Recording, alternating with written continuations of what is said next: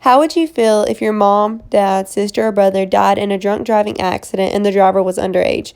Almost everyone would be sad or angry because they would have just lost one of their family members to an accident that could have been prevented. Underage drinking and driving is a huge problem, but overall, underage drinking is a big problem that can be prevented.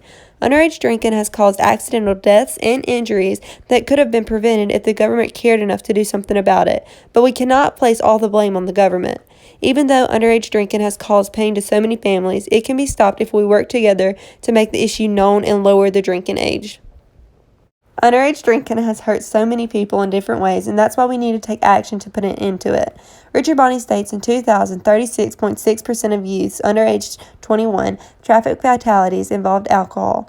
Illegal drinking also hurts people mentally and physically because alcohol has been involved in 12% of male suicides and 8% of female suicides. Alcohol has caused so many families emotional pain, and underage drinking needs to be stopped. Illegal drinking clouds teenagers' common sense, what makes them do stupid stuff such as drinking and driving, fighting, suicide, and homicide. Teenagers are not in their right mind to make decisions which could hurt them or other people. How would you feel if you walked in your brother or sister's room and saw them laying there unconscious with beer bottles around them? Parents or guardians, what if that was your child and they were not okay? Personally, I would be scared, and I do not think I would be okay if I had to see anyone go through that pain. The legal drinking age in the U.S. is 21 years old, and many people think that is too high for a legal drinking age. I agree with all of those people because the drinking age is one of the reasons that teenagers continue to drink illegally. According to proscons.org, lowering the minimum legal drinking age from 21 to 18 will diminish the thrill of breaking the law to get a drink.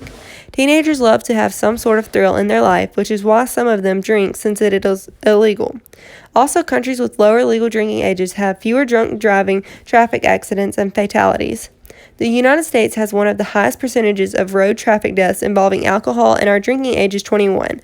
Other countries with a minimum legal drinking age of 18 have less drunk driving fatalities and accidents. No parent or guardian wants to get that phone call that their child has just been in an accident because their child was drinking and driving. Lowering the drinking age will help tremendously with decreasing underage drinking because it will be allowing 18 to 20-year-olds to drink alcohol in regulated environments with supervision. Since the government does not allow 18 to 20-year-olds to drink in bars or restaurants, this leads to them drinking at house parties, which is not that safe, because that can lead to fighting or drinking and driving. Most bars or restaurants will take the person's keys and call them a ride instead of letting them drink and drive. Lowering the drinking age will help decrease underage drinking.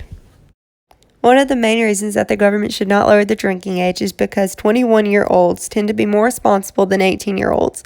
18-year-olds are entering a new phase in their life, which leads them to be more immature since they have that new freedom feel in their life. The government allows 18-year-olds to vote, be prosecuted as adults, and serve the country, but not consume alcohol. 18 to 20-year-old adults should not be declined the enjoyment of drinking when there are other enjoyable legal activities at the age of 18.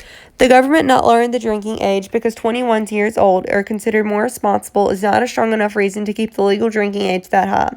One reason that the drinking age should not be lowered is that it would be medically irresponsible. Lowering the drinking age to 18 would give adults the decision about their alcohol consumption. In high school, every teenager should have learned about what alcohol does to the body, and if they continue to drink, it would be their own decision considering they are adults. Teenagers are going to do what they want to regardless, but they should have learned what alcohol does to the body. 18 years old is a better age to be drinking alcohol rather than 15 years old. When teenagers are drinking and they get hurt, they are scared to seek medical attention because of the legal consequences that will happen. If we lower the drinking age, it will reduce the number of underage people who are hurt from alcohol-related injuries or accidents due to the fear of legal consequences if they sought medical attention.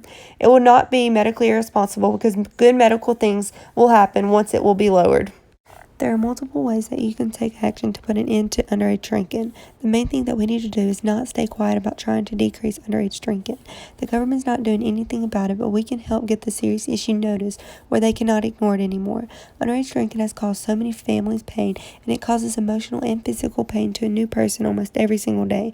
You can do different things such as post about underage drinking on social media, make the issue known about in your community, or simply just tell your friends about it. The issue has to be known about out so that everyone can see that underage drinking is a big issue. Another thing that you can do is go to www.change.org and sign petitions on underage drinking. More petitions need to be made to stop underage drinking. The government is not the only one that can fix this issue because we can all do simple things to help contribute to stopping underage drinking. For example, one thing that parents can do is make sure their child does not consume any alcohol and do not provide their child with alcohol.